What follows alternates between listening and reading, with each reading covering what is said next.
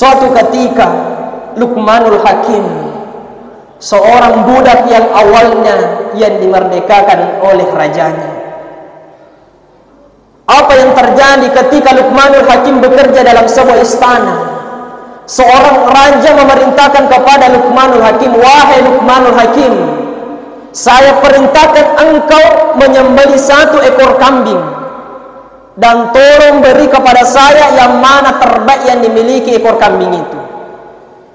Kemudian Luqmanul Hakim menyembelihlah 1 ekor kambing. Kemudian yang dipersembahkan kepada rajanya adalah hati dan lisannya. Tania popanna, tania juku dadana, neiki hati dan lisannya. Kemudian perintah kedua dari raja, "Wahai Luqmanul Hakim, tadi saya suruhkan pertama berikan yang terbaik, itega paling makasih na punna jukuna iya robembe. Kau kasih ke hati dan lisannya, kemudian geresi sika se di bembe. Yang mana kira-kira yang paling buruk, itega paling makonja na punna iya robembe yang kedua." Kemudian Luqmanul Hakim lagi-lagi menyembelih 1 ekor kambing lagi. Apa yang terjadi?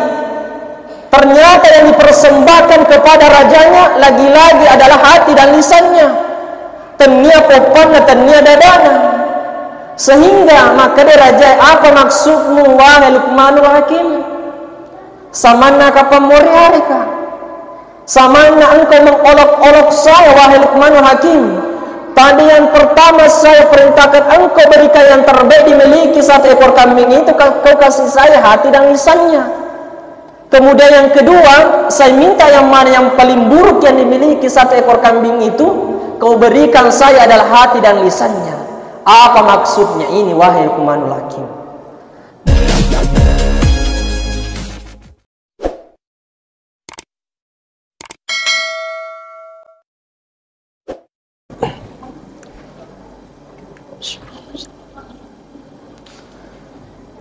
Bismillahirrahmanirrahim. Assalamualaikum warahmatullahi wabarakatuh.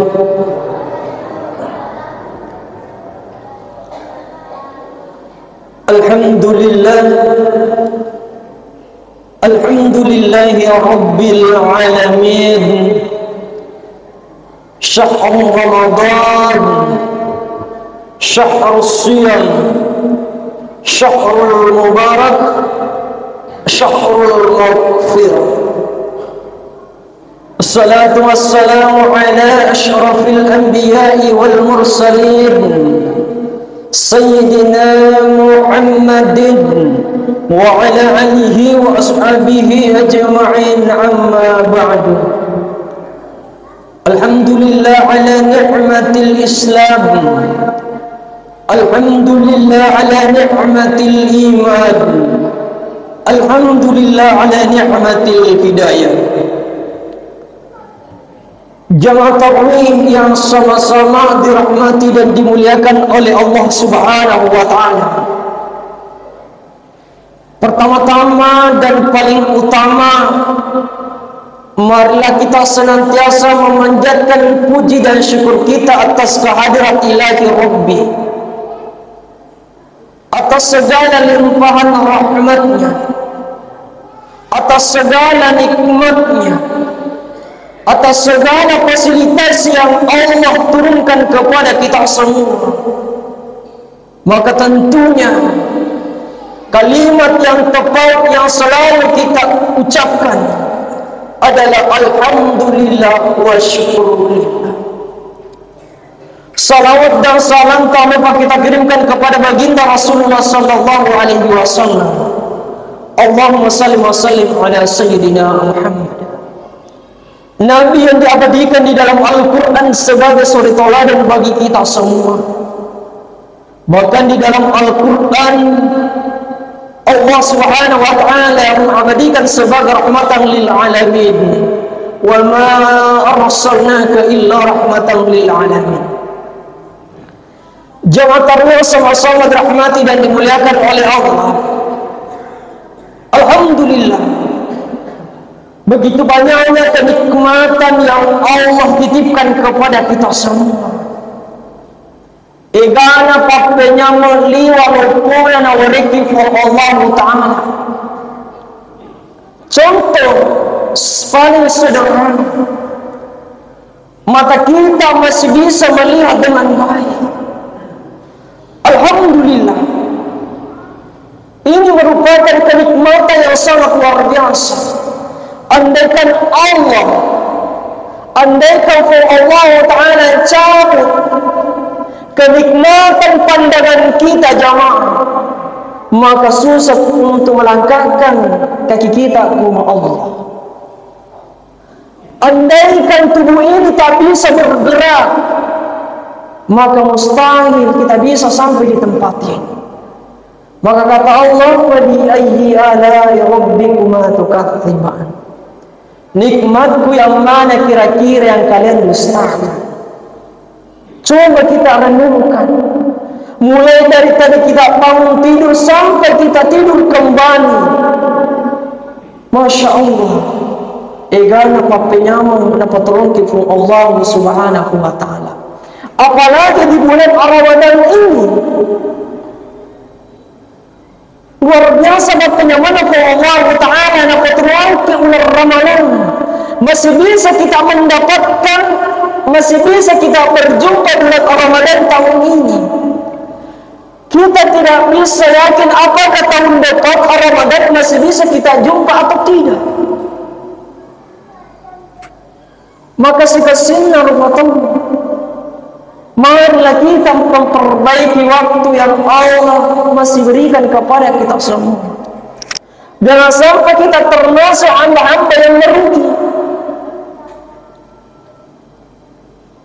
Dan seandainya orang yang sudah meninggal, salah satu permintaannya kepada Allah yang dari itu melo lisu pemo matarawi, melo pemo lisu mapuasa ular Ramadan, tetapi tidak diberikan lagi kesempatan jamaah. Maka alhamdulillah, nawaremupi kesempatan for Allah Ta'ala, napasedimupi nyawatan niya watakaleta, maka tentunya ini adalah kesempatan yang sangat besar. Maka wajar kalau seorang sufi mengatakan, Ibnu Athaillah Az-Zakandari, jika ada seorang manusia yang menunda-nunda mengerjakan amal-amal kebaikan, amal-amal yang soleh, pada sesungguhnya mereka itu adalah manusia yang memiliki kebodohan jiwa. Artinya apa? Diweringi kesempatan eke dapat keguna kesempatannya si bawa madicu. Ipasya dimu pinyawanan nini awatakale eke dapat keguna si bawa madicu. Maka selain kesempatan itu masih ada, maka pergunakanlah kesempatan itu kata Allah dengan baik. Dan sebabnya panasaki Allah Ta'ala dilena akuran malabih wasari'u ila maghfiratin min rabbikum wa jannatin ardu as-samawati wal ard uiddat lil muttaqin. Nagoreki for Allah Ta'ala, Allah memanggil kita wasari'u sinina rupatawi, wahai hamba-hambaku, bersegeralah atas ampunanku selagi ampunanku itu masih ada, kata Allah. Makanya alhamdulillah, selagi kata Allah ampunanku masih ada. Dan sebenarnya Allah Ta'ala kalau 2 hari kemudian berengkau mohon ampun, maka sia-sia kata Allah. Wasari'u ila maghfiratin min rabbikum. Maka bulan Ramadan ini salah satu keistimewaannya kata Rasul, man shoma ramadhana imanan wa ihtisaban ghufira lahu ma taqaddama min dhanbi. Maka bulan Ramadan berbeda daripada bulan-bulan yang lain. Bulan Ramadan adalah maghfirahnya Allah, bulan adampanna. Bulan engkau paturfu Allah Ta'ala memiliki keistimewaan yang tidak dimiliki daripada bulan-bulan yang lain.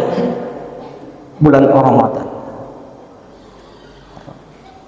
Kemudian di hadits yang lain, maqama Ramadan, di bulan Ramadan itu ada yang dinamakan namanya sholat tarawih. Maka kata Rasul, barang siapa yang mengerjakan yang berjamaahnya sholat tarawih secara berjamaah, maka tentunya kata Rasul, ghufira lahu ma taqaddama min dhanbi, ya dampengi sinina dosa-dosa napuralah. Bayangkan mungkin ada di antara kita umurnya sudah 40 tahun, 50 tahun, atau 60 tahun, 70 tahun. Tapi kita karena kita meluadam peki, kita mohon ampun kepada Allah di bulan Ramadan ini, Allah langsung ijabah doa kita, maka tentunya semua dosa-dosa kita diampunkan kata Allah. Subhanallah. Maka alangkah ruginya kita kalau kesia-siakan waktu yang ada. Apalagi seberapa hari lagi Ramadan akan meninggalkan kita. Ramadan tahun depan masih akan datang, tetapi kita tidak tahu apa kita masih bisa bertamu dengan tahun Ramadan akan datang. Maka tentunya pergunakan waktu selagi waktu itu masih ada. Bahkan kata Allah, bukan saja ampunanku saya beri, bukan saja ampunanku saya berikan kepada engkau wahai hamba-hambaku yang meminta, tetapi wa jannatin arduas samawati wal ard, makuto parupema surgaku seluas langit dan bumi. Makanya sering kita dengar orang yang berpuasa dijanjikan oleh Allah yang namanya surga Ar-Rayyan. Surga hanya diberikan orang-orang yang senantiasa melaksanakan yang puasa bulan Ramadan. Maka alhamdulillah kita termasuk kategori surga merindukan kita, Bapak Ibu. Kalau biasanya kita yang selalu mengatakan saya sangat merindukan surga, maka bahasa itu biasa-biasa saja. Tetapi kalau surga yang merindukan kita, itu baru luar biasa. Maka inilah momentum Ramadan, surga telah menghiasi dirinya menunggu kita semua, orang-orang yang senantiasa mengerjakan puasa di bulan Ramadan. Kemudian selanjutnya, ternyata surganya Allah, melihat bahwa ternyata hamba-hamba Allah bukan hanya mengerjakan yang namanya puasa di bulan Ramadan yang dirindukan, tetapi ada di antara yang lain, kata Allah. Apa itu?